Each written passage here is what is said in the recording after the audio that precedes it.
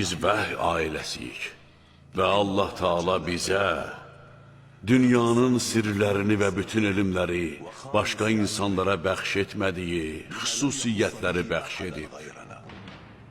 Yaxşı bilirsən ki, Əbu Cəhil və Əbu Ləhəb Qureyşdəndir və eyni zamanda əmilərimizdir. Həm sənə Allaha məxsusdur.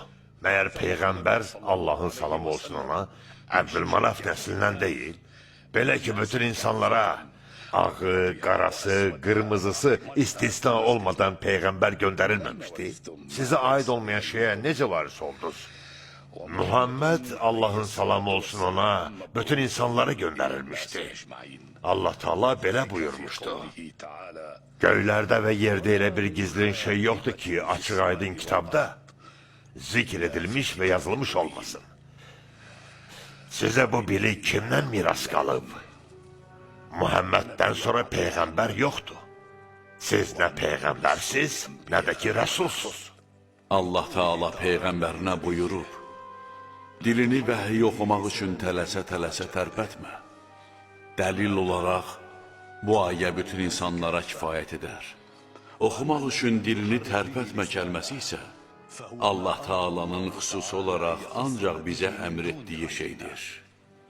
Biz Peyğəmbər elminin varisləriyik.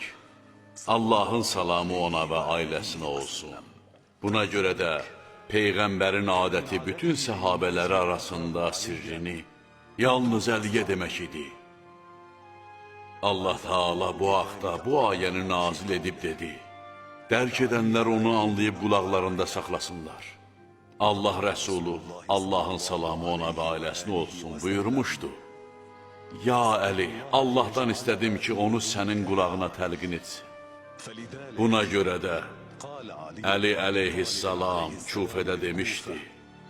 Allahın Rəsulu, Allahın salamı ona və ailəsinə olsun. Mənə elmin 1000 qapısını öyrətdi. O qapıların hər birindən 1000 qapı açılır. Allahın Rəsulu, Allahın salamı ona və ailəsinə olsun.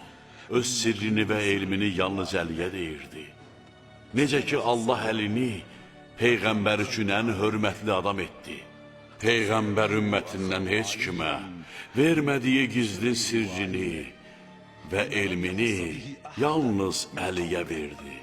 Və o gəlib bizə çıxdı. O elmi yalnız biz miras aparırıq. Həqiqətən Əli qeyb elmini bildiyini iddia edirdi.